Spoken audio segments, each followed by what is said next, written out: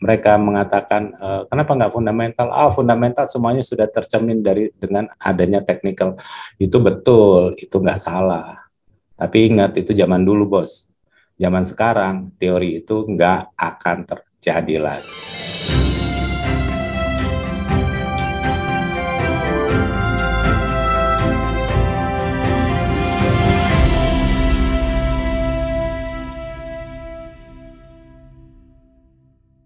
Sebelum saya lanjutkan, tentunya kita harus berbicara masalah disclaimer bahwa Imperium Strategi dan Reza Haswin tidak pernah mengumpulkan dana dari masyarakat untuk kepentingan trading atau investasi. Untuk itu, semua yang mengatasnamakan Imperium Strategi dan atau Reza Haswin untuk mengumpulkan dana, trading, dan segala macamnya yang ada di Telegram, WhatsApp, media sosial, Facebook, Instagram, dan lain-lainnya, itu hanyalah penipuan dan jangan Anda mentransfer. Maka dari itu kita harus mengerti bahwa 90% itu trader loss di bisnis ini dan hanya 10% yang profit. Masalahnya adalah kenapa kita masih terus bertransaksi di forex. Itu kan datanya jelas gitu loh, datanya ada. Tapi yang masuk ke bisnis ini tambah lama tambah banyak gitu loh. Itu buat saya aneh banget. Untuk itu, yuk kita renungi gitu. Kenapa sih terjadi hal seperti ini? Yang paling mudah adalah angka 90%. Itu yang pertama karena kita memang bergaul sama orang yang loss. Jadi 90% di antara kita yang trading itu punya komunitas yang komunitasnya loss. Nggak pernah ada suatu komunitas yang profit tuh kita nggak bisa masuk. Tetapi yang profit, yang 10% ini, mereka bisa menemukan komunitas yang profit gitu. Ini adalah suatu PR besar bagi kita semua bahwa komunitas itu ada kok gitu. Tapi memang ketutup sama komunitas yang cuma ngomong-ngomong doang gitu. Ngomong doang, screenshot doang yang ada di Facebook, ngomong-ngomong doang di obrolan santai biasa, tapi sebenarnya kalau diikutin zong juga sih. Kenapa? Karena 90% dari orang yang loss itu mereka membicarakan akibatnya dan mereka nggak pernah bicarakan sebabnya. Untuk itu biasanya siapa sih yang ngedungung-dungungi? Ya biasalah, kalau nggak konsultan marketingnya, kalau nggak mentor-mentor gitu loh. Itu yang mereka mengajarkan seperti itu. Mereka mengajarkan suatu buat saya itu adalah suatu yang penipuan besar-besaran kalau menurut saya. Orang diajarin teknikal, tapi nggak diajarin sebabnya. Dia ngomongin akibatnya, tapi nggak pernah ngomongin sebabnya. Jadi kalau dapat tuh sedikit-sedikit, kalau loss itu banyak-banyak.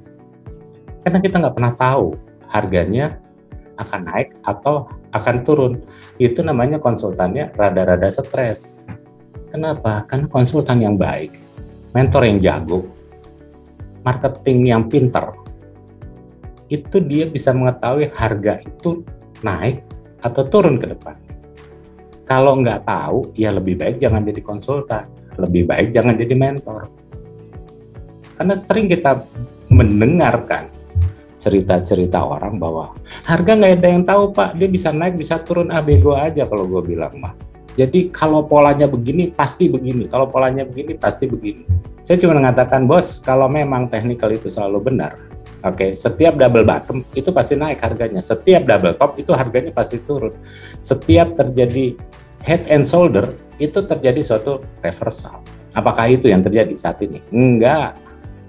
Setiap ada double bottom dijebol sama dia. Hari ini dia katakan sebagai support, tapi hari berikutnya dia katakan ini sebagai resisten.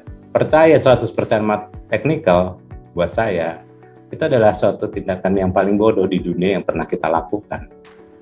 Dan 90% orang percaya terhadap technical. Itu hasil, bos. Hasil.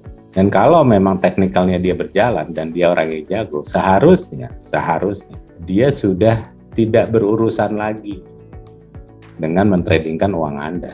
Dan kalau mereka mengatakan kenapa nggak fundamental? Fundamental semuanya sudah tercermin dengan adanya technical. Itu betul, itu nggak salah. Tapi ingat, itu zaman dulu bos.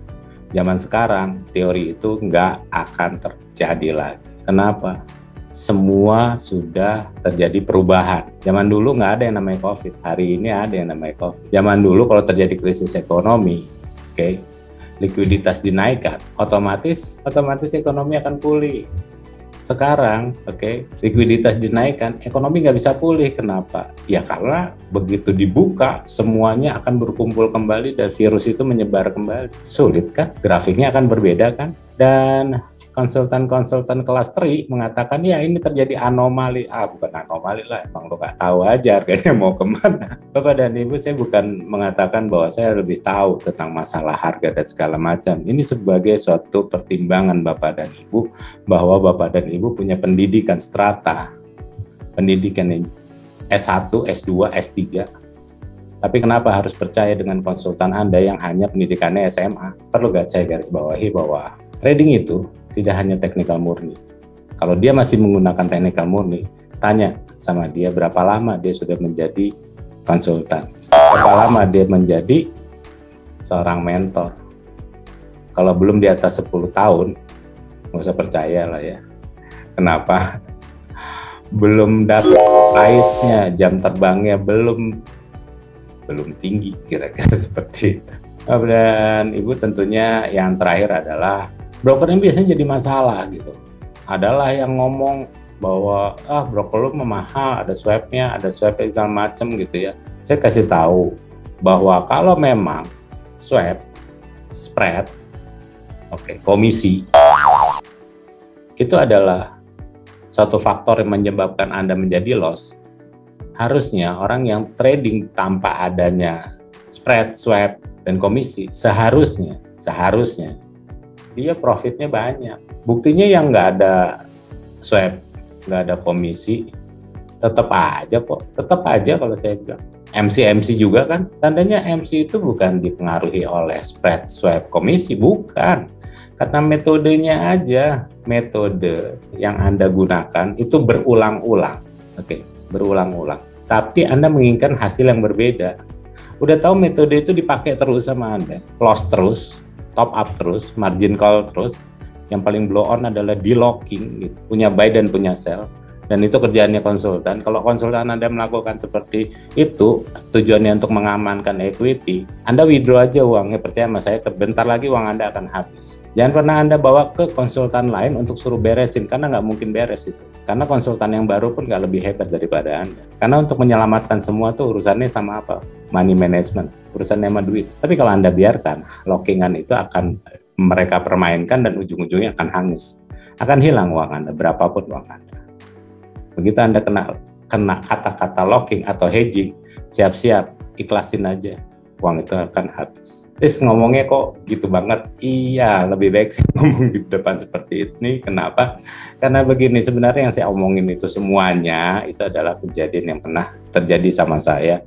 Sehingga 5 tahun pertama saya kehilangan uang miliaran rupiah. Dan ada baiknya pengalaman yang buruk dari saya jangan pernah diikutin lagi, karena itu akan menghabiskan seluruh kekayaan Anda. Berhenti sebelum kekayaan Anda akan habis. Kita bedah kebijakan moneter The Fed. Nah, kalau kita bicara masalah kebijakan moneter The Fed yang tadi malam jam 2 pagi dirilis, ini merupakan suatu arah besar market ke depannya gitu loh. Jadi orang-orang yang mengatakan bahwa konsultan nggak tahu lah, gitu, arah market kemana lah, ketiduran lah, apalah, salah klik lah, itu bullshit semua. Kenapa? Sebenarnya dia nggak pernah tahu dan dia nggak bisa mengerti. Bagusan Anda jauh lebih ngerti. Kenapa Anda bisa bahasa Inggris? Mereka belum tentu bisa bahasa Inggris. Dan mereka mengatakan fundamental itu nggak penting, yang penting technical. Buktinya lu cut loss mulu bos, gitu. Tandanya apa? Tandanya emang dia nggak ngerti bahasa Inggris. Padahal di situ udah ada suatu aplikasi yang bisa membuat menjadi bahasa Indonesia. Kan itu adalah kebodohan konsultan marketing dan mentor-mentor yang menurut saya agak masuk ke dalam sedikit penipuan. Kenapa? Karena iklannya dia tidak sesuai dengan kenyataannya. Kita akan bahas The Fed, bahwa saat ini memang The Fed tidak akan menaikkan suku bunga. Ya, tidak akan menaikkan suku bunga. Konsultan alay cuma bilang bahwa The Fed nggak naikin suku bunga, udah gitu doang. dia nggak pernah tahu dan dia nggak tahu nyarinya di mana bahwa The Fed itu sebenarnya sedang menarik likuiditas. Semenjak Maret tahun 2020, itu The Fed mengucurkan dana 120 miliar US dollar setiap bulannya. Itu dana gede banget. Oke, lebih dari 3 triliun US dollar sudah dipompakan masuk ke money market. Dan saat ini The Fed sudah mulai mengurangi 15 miliar US dollar per bulan, dan tadi malam baru diputuskan bahwa dia akan menggandakannya dari 15 miliar US dollar ke 30 miliar US dollar. Di dalam salah satu klausulnya dia pun mengatakan bahwa akan menggandakan kembali pada bulan Januari 2020 sebesar 60 miliar US dollar. Itu artinya dia mulai memangkas setengah lebih dari program quantitative easing yang dilakukan oleh The Fed.